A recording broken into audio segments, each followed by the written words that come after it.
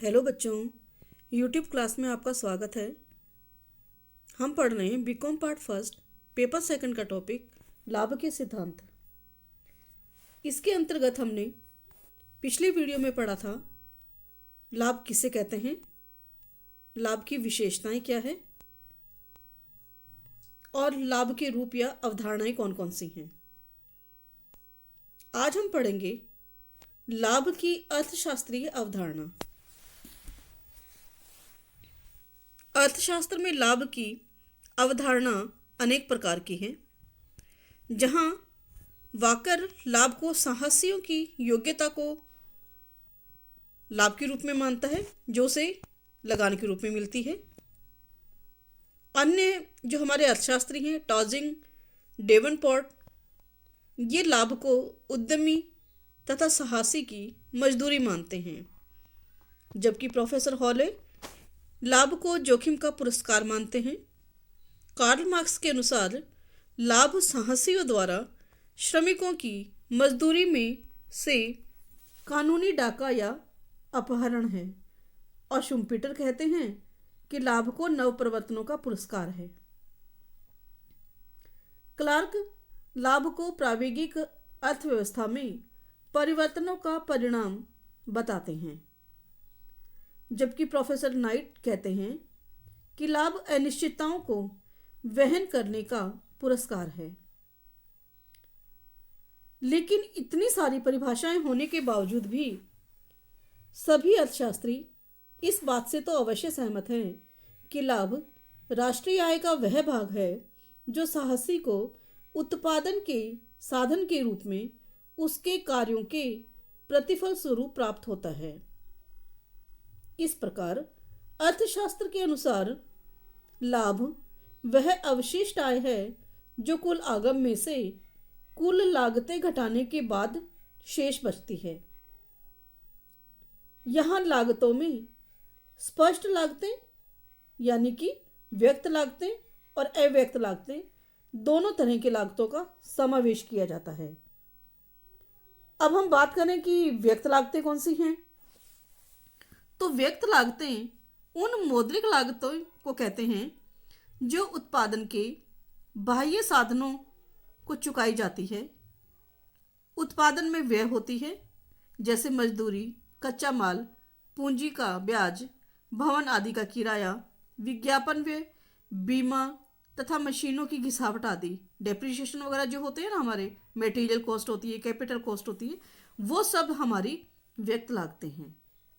और दूसरी बात है अव्यक्त लागतें। अव्यक्त लागतों के अंतर्गत उन कल्पित लागतों को शामिल किया जाता है जो बाहरी साधनों को तो नहीं चुकाई जाती, किंतु उत्पादक या साहसी के स्वयं के साधनों के प्रतिफल के रूप में देय होती है, जैसे कि उत्पादक की स्वयं की भूमि का लगान, पूंजी पर ब्याज, प्रबंध के लिए वेतन। अर्थशास्त्र में यह माना जाता है कि अगर व्यवसायी के पास ये साधन नहीं होते तो वह इन साधनों को बाजार से लेता और बाजार में इसकी कीमत चुकाता, इसकी लागत चुकाता। तो ये हमारी लागतें हो गई अव्यक्त लागतें। कुल आगम में से इन दोनों प्रकार की लागतों को अगर हम घटा दें और बाद में जो शेष बचे उसे हम लाभ के रूप में जानते हैं। कुल आगम में से कुल लागतें बाकी निकालने पर जो राशि बचती है वह सकल लाभ या कुल लाभ कहलाती है। किंतु अगर कुल आगम में से व्यक्त लागतें और अव्यक्त लागतें दोनों निकाल दी जाएं तो जो बचेगा वह शुद्ध लाभ या आर्थिक लाभ कहलाएगा। सूत्र रूप में अगर हम देखें तो सकल लाभ या कुल लाभ बराबर कुल आगम माइनस कुल व्यक्त लागतें। शुद्ध लाभ या आर्थिक लाभ बराबर क्या होगा? कुल आगम माइनस व्यक्त लागतें माइनस अव्यक्त लागतें। तो दोनों को हम अलग अलग सूत्र के माध्यम से निकाल सकते हैं। अगला है लाभ की लेखा शास्त्रीय धारणा। लेखा पुस्तकों में बाहरी साधनों को भुगतान की जाने वाली मौद्रिक लागतों और उत्पादन में वे होने वाली लागतों का ही समावेश होता है और कल्पित अव्यक्त लागतों को ध्यान नहीं दिया जाता है। अतः लाभ की लेखाशास्त्रीय धारणा अर्थशास्त्रीय धारणा से बिल्कुल भिन्न होती है।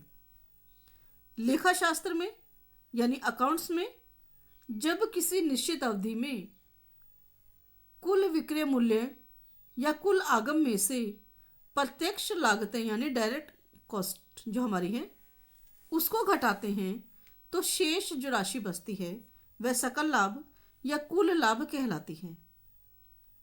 अगर कुल आगम और कुल विक्रय योग्य मूल्य में से कुल प्रत्यक्ष लागतें और कुल अप्रत्यक्ष लागतें दोनों घटा दी जाएं तो हमारे पास में जो राशि बचेगी वो शेष राशि जो होगी शुद्ध लाभ होगी।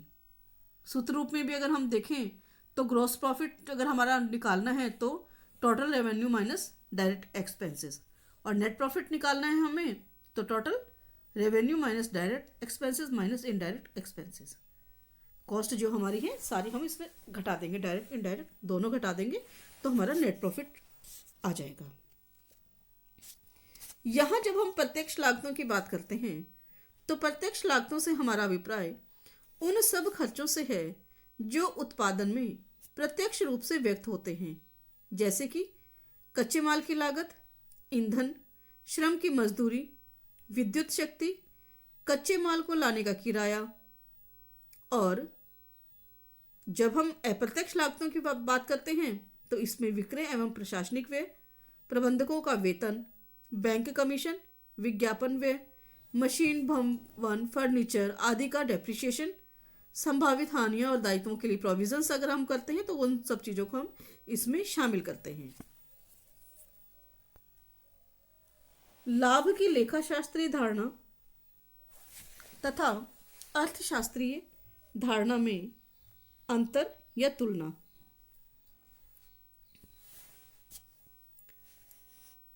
कई बार इस पे टिप्पणी पूछ ली जाती है 5 नंबर की।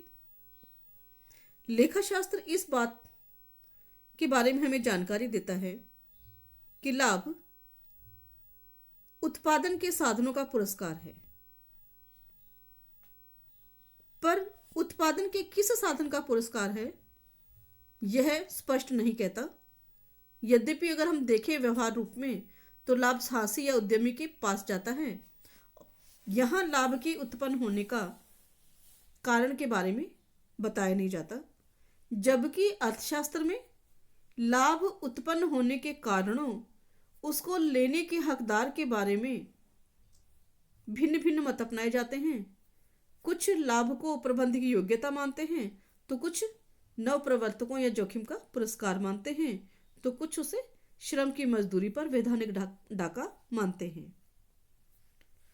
अगला अंतर इसके अंदर, लेखाशास्त्र में सकल लाभ की गणना कुल आगम में से कुल प्रत्यक्ष लागतें घटा करके की जाती है, जबकि अर्थशास्त्र में सकल लाभ की गणना कुल आगम में से कुल व्यक्त लागतें घटाकर की जाती हैं। यहाँ व्यक्त लागतों में अनेक प्रकार के वे शामिल होते हैं जो अर्थशास्त्रीय सकल लाभ लेखाशास्त्रीय सकल लाभ की तुलना में कम होता है। यानी अर्थशास्त्र में जो लाभ दिखाया जाता है, सकल लाभ दिखाया जाता है, वह लेखाशास्त्र के सकल लाभ की तुलना में कम दिखाया जाता है। अगला अंतर है,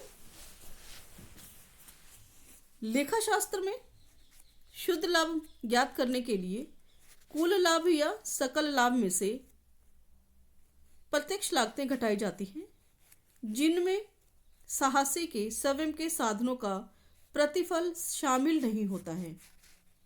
अतः इस लेखाशास्त्रीय धारणा में अव्यक्त लागतों पर ध्यान नहीं रखा जाता है और इसके कारण शुद्ध लाभ भी अधिक होता है।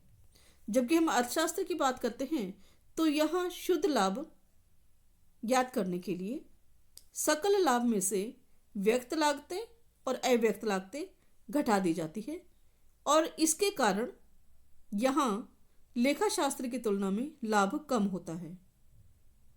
अगला अंतर है सूत्र रूप में।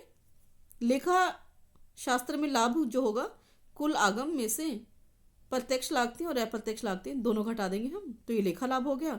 लेकिन जब हम आर्थिक लाभ की बात करते हैं तो लेखा लाभ में से अव्यक्त लागतें घटा देंगे, तो ये हमारा आर्थिक लाभ होगा। अगला अंतर है लेखा शास्त्रीय लाभ की धारणा प्रबंधकीय निर्णयों में भ्रमात्मक हो सकती है और यह प्रबंधकीय अर्थशास्त्री है उसके लिए उपयोगी नहीं है, जबकि लाभ की अर्थशास्त्रीय धारणा प्रबंधकीय निर्णयों में सही, उपयुक्त, मार्गदर्शक और उपयोगी है। लाभ के सिद्धांत। लाभ उत्पन्न होने और उसके निर्धारण के बारे में अर्थशास्त्रियों ने अलग अलग सिद्धांत प्रतिपादित किए हैं। कोई भी एक सिद्धांत न तो सर्वमान्य है और न ही उसके निर्धारण के सभी पहलुओं को अपने में समावेश कर सके ऐसा सिद्धांत बना है।